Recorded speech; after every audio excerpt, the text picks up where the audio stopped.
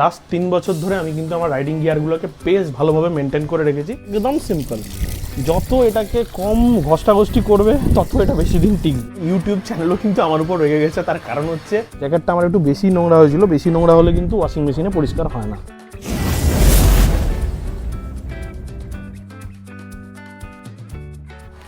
Hey guys, welcome back to the channel. কেমন আছো তোমরা সবাই? আশা করি সবাই খুব ভালো আছো। আমি জানি আমার ইউটিউব চ্যানেলে বেশ কদিন ধরে রেগুলার ভিডিও না দেওয়ার জন্য কিন্তু তোমরা আমার উপর রেগে আছো।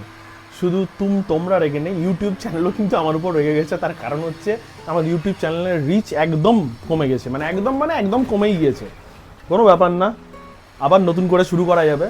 আর তোমরা খুব ভালো করেই জানো, যারা তোমরা আমার সাথে বহুদিন ধরে কানেক্ট হয়ে রয়েছো ইনস্টাগ্রাম বা ফেসবুকে, তারা কিন্তু খুব ভালো করেই জানো আমার একদম বাড়িতে নিউবর্ন বেবি রয়েছে। তাকে নিয়ে আমি প্রচুর সময় কাটাচ্ছি, যার জন্য কিন্তু আমি ভিডিওর উপর খুব একটা বেশি ফোকাস করতে পারছি না। আমি জানি ভিডিও আমি কালকেও বানাতে পারবো, ট্রাভেল করে আমি আবার নতুন জায়গাও কালকেও এক্সপ্লোর করতে পারবো, বাট এই যে টাইমটাকে আমি কোনোভাবে নষ্ট করতে চাই না, কোনোভাবে মেশআপও করতে চাই না। যাই হোক, তারই মাঝখানে সময় বের করে তোমাদের সাথে একটু করে কথা বলতে আসি ক্যামেরা তুলে। আজকে সেটাই বলতে এসেছি। তবে এইটুকুটা বলতে পারি, এবার মোটামুটি সেটেলড হয়ে গেছি আমরা। এবার থেকে তোমরা কিন্তু রেগুলার ভিডিও পাবে আমার কাছে। অন্তত চেষ্টা করবো সপ্তাহে 2খানা ভিডিও আমি দেওয়ার। রিসেন্টলি আমি কিন্তু একটা ট্রিপ থেকেও ফিরলাম। তোমরা তো লাভা লোলেগাঁওয়ের ট্রিপটা দেখেছো তোমরা। তারপরেও কিন্তু আমি একটা ট্রিপ করেছি, বিশাল বড় গ্রুপ নিয়ে ট্রিপ করেছি। 12 জনের গ্রুপ ছিল, পর থেকে সেটা 10 জন হয়। মোটামুটি 10-12 জনের পুরো গ্রুপ নিয়ে আমি কিন্তু ট্যুর করেছি। দারুণ জায়গা এক্সপ্লোর করেছি, দারুণ 2খানা অফবিট জায়গা এক্সপ্লোর করেছি। অফবিট জায়গায় দারুণ হোমস্টে এক্সপ্লোর করেছি। সেগুলো সব কিন্তু তোমরা আপকামিং ভিডিওগুলো তো দেখতেই পাবে। তো যাই হোক, কাজের কথায় আসি। তোমরা অনেক দিন ধরে কিন্তু আমাকে একটা কোয়েশ্চেন করো, সেটা হচ্ছে, দাদা আমরা তো রাইডিং গিয়ার বহুদিন ধরে ইউজ করি, বাট কি বলো তো, আমরা রাইডিং গিয়ারকে ঠিক করে মেনটেন করতে পারছি না, রাইডিং গিয়ারগুলোকে ঠিক করে ওয়াশ করতে পারছি না। তো তোমার কাছে কি কোনো উপায় আছে, বা তুমি কি করে তোমার রাইডিং গিয়ারগুলোকে ওয়াশ করো? এই ব্যাপারে কথা বলার আগে তোমাদের কাছে কিন্তু আগেই বলে দিই, আমি কিন্তু কোনো প্রো নই। আমি আমার রাইডিং গিয়ারগুলোকে এইভাবে রাখি। লাস্ট 3 বছর ধরে আমি আমার রাইডিং গিয়ার ইউজ করছি। শুরুতে যখন আমি রাইডিং গিয়ার কিনেছিলাম, তখন কিন্তু আমি নিজেও জানতাম না রাইডিং গিয়ারগুলোকে কী করে মেনটেন করে রাখতে হয় বা কী করে ওয়াশ করতে হয়। শুরুর দিকে আমিও বেশ কিছু ভুলচুক করেছি, জানি তোমরাও করেছো। বাট এখন বলতে পারি, লাস্ট 3 বছর ধরে আমি কিন্তু আমার রাইডিং গিয়ারগুলোকে বেশ ভালোভাবে মেনটেন করে রেখেছি। সেগুলো সবকটা ইনট্যাক্ট অবস্থাতেই রয়েছে। তো আজকে আমি এই ওয়েটাই তোমাদেরকে দেখাবো। আমরা যেহেতু নর্মাল টাইমে প্রত্যেকেই কিছু না কিছু কাজে কর্মে বিজি হয়ে থাকি, তাই আমার কাছে কিন্তু খুব বড় কোনো উপায় নেই। আমার কাছে কিন্তু শর্ট অ্যান্ড সিম্পলভাবে এইভাবে রাইডিং গিয়ারগুলোকে আমি মেনটেন করি, খুব ভালোভাবে সেগুলো মেনটেন হয়ে থাকেও। তো আজকে সেইটাই তোমাদের সাথে শেয়ার করব। সবার আগে নিয়ে নেবো আমরা এই যে আমাদের রাইডিং প্যান্ট। আমি অলরেডি কিন্তু আমার রাইডিং প্যান্ট থেকে দেখো 2খানা থাই গার্ড থাকে, সেটাকে আমি বের করে রেখেছি। আর এই যে 2খানা নি গার্ড থাকে, সেটাকেও বের করে রেখেছি। এই দুটো গার্ড থাকে রাইডিং প্যান্টের মধ্যে, আমি দুটোকে অলরেডি বের করে রেখেছি। বাড়ির বারান্দায় শ্যুট করছি, কারণ আমার কাছে কোনো প্রপার জায়গা নেই।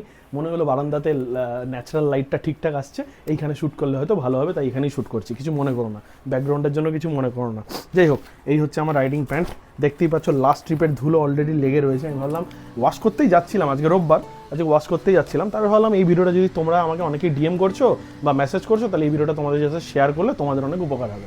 নেক্সট আসছে হচ্ছে আমাদের জ্যাকেট। এইটা হচ্ছে আমার রাইনক্সের ARGT4 জ্যাকেটটা। এছাড়াও আমার কাছে স্টেলথ এভো আছে, বাট আমি লাস্ট পুরো 1 বছর ধরে এটাকে ইউজ করছি। ট্রিমেন্ডাস লেভেলের একটা লাইট ওয়েট জ্যাকেট। আমি গোটা লাদাখ সিরিজ ইউজ করেছি লাস্ট মোটামুটি, তারপরেও 4-5টা ট্রিপ করেছি, সেগুলো ইউজ করেছি। গুরুদংমার স্টার্ট করেছিলাম এই জ্যাকেটটা দিয়ে আমি প্রথম রাইড করেছিলাম গুরুদংমার, তারপরে লাদাখ প্রচুর কিলোমিটার রাইড করা হয়ে গেছে। একদম ব্ল্যাক কালার নিয়েছি বলে ওপরের কালারটা 1 বছরও হয়নি, দেখো একটু হালকা হয়ে গেছে, ফেড হয়ে গেছে। এটা কিন্তু ওয়াশের জন্য হয় না, কন্টিনিউয়াসলি যখন আমরা এটা সানবার্ন হতে থাকে তখন ওপর থেকে কালারটা কিন্তু চলে যায়। চলো এরপরে যেটা করবো সেইটা হচ্ছে এর যে প্যাডিংগুলো আছে সেগুলো রিমুভ করবো। সবার আগে রিমুভ করবো আমরা হচ্ছে ব্যাকের যে প্যাডিংটা আছে সেটা। এই যে দেখো, এটা হচ্ছে আমাদের ব্যাকের প্যাডিং। নেক্সট হচ্ছে শোল্ডার প্যাডিং। দেখো শোল্ডার প্যাডিংটা আমরা রিমুভ করবো এইখান থেকে। এই যে শোল্ডার প্যাডিং এটা। নেক্সট হচ্ছে আমাদের এই দিককার শোল্ডার প্যাডিংটা, কারণ এগুলো সমেত কিন্তু তোমরা ওয়াশ করতে পারবে না। এরপরে যেটা আমরা করব সেটা হচ্ছে আমাদের যে হাতের এলবো প্যাডিংটা রয়েছে, এলবো প্যাডিংটা রিমুভ করব। আমি রাইনক্সের জ্যাকেট দিয়ে দেখালাম, যে জ্যাকেটেই হোক এইটা হচ্ছে মেন জিনিস, যে তোমাদেরকে প্রত্যেকটা প্যাডিং আগে রিমুভ করতে হবে। এই প্যাডিং রিমুভ হয়ে গেলে তারপর আমরা বাকি কাজ করতে পারবো। এই যে দেখো এলবো প্যাডিং বেরিয়ে গেল একটা। আর একদিকের এবার এলবো প্যাডিং বাকি আছে। ভয় ভয় করছি রেলিং থেকে যদি পড়ে না যায় জানো।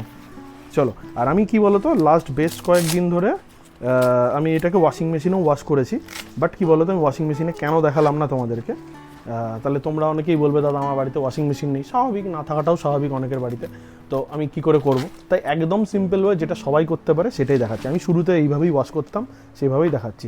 এখন ওয়াশিং মেশিনেও করি, এমনিও করতে পারি। যারা তোমরা বাড়িতে ওয়াশিং মেশিন রয়েছে তারা কি করবে, এই যে এইটা হয়ে গেল, এই জ্যাকেটগুলোকে জাস্ট চেনগুলোকে বন্ধ করে দেবে, ওয়াশিং মেশিনের মধ্যে ঢুকিয়ে দেবে, ভেতরে লিকুইড ডিটারজেন্ট, যেইটা হচ্ছে তোমরা সফট মানে উলেন জিনিসগুলোকে কাঁচতে যে ডিটারজেন্ট ইউজ করো তোমরা, সেটাই কিন্তু তোমরা ওয়াশিং মেশিনে দেবে, দিয়ে এইটাকে ওর মধ্যে দিয়ে দেবে।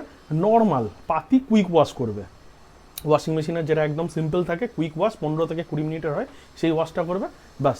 দিয়ে কিন্তু এটাকে রোদে মেলবে না।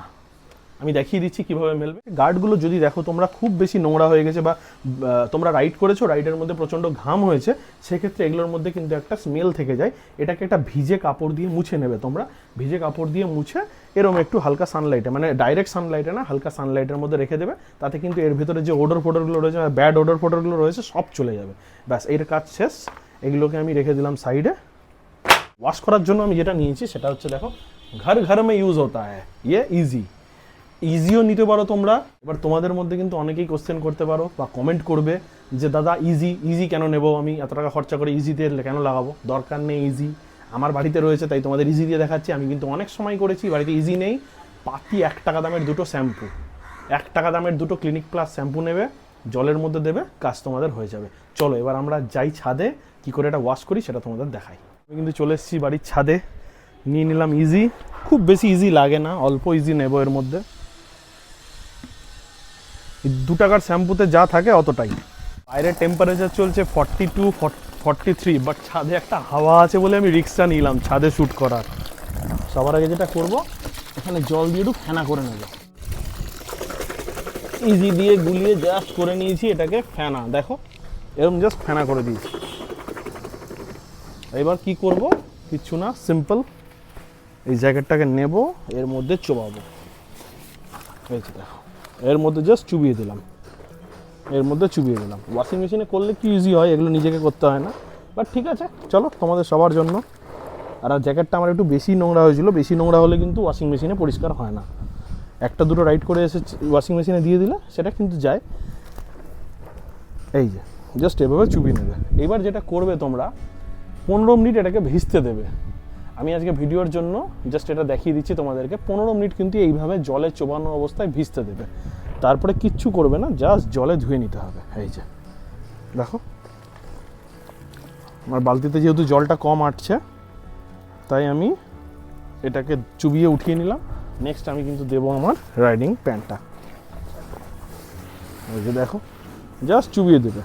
কি হয়তো তোমরা এটাকে নিয়ে মানে জোরে জোরে এরকম থাপাবে, এগুলো কিচ্ছু করবে না। রাইডিং প্যান্টে এগুলো কিছু করতে হয় না, জাস্ট জলে চোবাবে, ওঠাবে, আর কিচ্ছু দরকার নেই। এই যে জাস্ট চুবিয়ে দিলাম, তুলে দেবো, আর কোনো কাজ নেই। যা নোংরা আছে সবটা বেরিয়ে যাবে। আমি প্যান্টটাকে একটু চুবিয়ে রাখবো, কারণ প্যান্টটাতে প্রচুর নোংরা রয়েছে। চলো একটু চোবানো থাক, তারপরে আসছি। তোমাদেরকে বলেছিলাম গার্ডগুলোকে কি করবে। এই যে দেখো, এই যে ভেজা কাপড় দিয়ে আমি জাস্ট মুছে নেব। সবকটা মোছা হয়ে গেছে দেখো। এই যে জাস্ট আমি কিন্তু এটাকে জলে ধুয়ে নেবো, আর কিচ্ছু না। থাবড়ানো, এটাকে জোরে জোরে বাড়ি দেওয়া, এসব করার কোনো প্রয়োজন নেই। সিম্পল, একদম সিম্পল। যত এটাকে কম ঘষ্টাঘষ্টি করবে তত এটা বেশি দিন টিকবে। বাস দেখো, একদম ধোয়া আমার কমপ্লিট। এটাকে জাস্ট আমি এখানে রেখে দেবো। এরপরে নেক্সট ধোবো আমরা জ্যাকেটটা। আমাদের জ্যাকেটটাও সেম, একদম সেম ওয়ে। জাস্ট এটাকে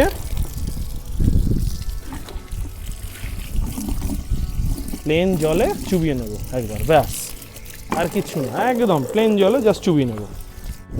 এইভাবে করলে কি বলো তো, জ্যাকেটটা তোমরা অনেক দিন ভালো রাখতে পারবে। ব্যাস, আর কোনো ফাংশন নেই। জাস্ট এবার এটাকে আমরা কি করব, জলটা পুরোপুরি ঝরবে, দেন আমরা এটাকে মেলবো কিন্তু ছায়াতে। আমি কিন্তু বারবার করে তোমাদের বলে দিচ্ছি, রাইডিং গিয়ার কখনো একদম এক্সপোজ সানলাইটে মেলবে না, তাহলে কিন্তু রাইডিং গিয়ারের অস্তিত্ব বেশি দিন তোমরা পাবে না। তাই কি করব, আমি আমার বাড়িতে যেহেতু ছাদে একটা টিনের শেড রয়েছে, তাই এই শেডের মধ্যে জাস্ট হ্যাঙ্গারে দিয়ে দিলাম এটাকে, এই দেখতে পাচ্ছ। আর আমি এখানে একটা দড়ি টাঙিয়ে দিয়েছি, জাস্ট এর মধ্যে এটাকে মেলে দেবো, এইভাবে এটাকে মেলে দেবো, ব্যাস। আর কোনো কিছু করার দরকার নেই। এবার যাদের বাড়িতে ছাদের শেড রয়েছে তারা শেডের তলায় মেলবে, যাদের বাড়িতে ছাদের শেড নেই তারা বাড়ির বারান্দায় মেলবে, নাহলে ফ্যানের তলায় মেলবে। এই রাইডিং গিয়ার কিন্তু খুব তাড়াতাড়ি শুকিয়েও যায়, একদিনের মধ্যে একদম কমপ্লিটলি ড্রাই হয়ে যাবে। তো এই হচ্ছে একটা ছোট্ট ইনফরমেটিভ ভিডিও ছিল আমার। কেমন লাগলো তোমরা অবশ্যই কমেন্ট করে জানিও। আমার মনে হলো ব্যাপারটা তোমাদের সাথে শেয়ার করা উচিত, আমি কীভাবে আমাদের রাইডিং গিয়ারগুলোকে ঠিকঠাক করে যত্ন করে রাখি সেটাই শেয়ার করলাম। ভিডিও ভালো লাগলে অবশ্যই কিন্তু এটা লাইক করে যেও, আর চ্যানেলে যদি নতুন হও তাহলে অবশ্যই কিন্তু সাবস্ক্রাইব করে দিয়ে ফ্যামিলি মেম্বার হয়ে যাও। দেখা হচ্ছে নতুন আপকামিং একটা ট্রিপ নিয়ে। অলরেডি ট্রিপ আমার কমপ্লিটেড, দারুণ ফাটিয়ে এনজয় করেছি, সেই এনজয়মেন্ট তোমরা পরের ভিডিওগুলোতে দেখতে পাবে। দেখা হচ্ছে পরের ভিডিওতে, টাটা।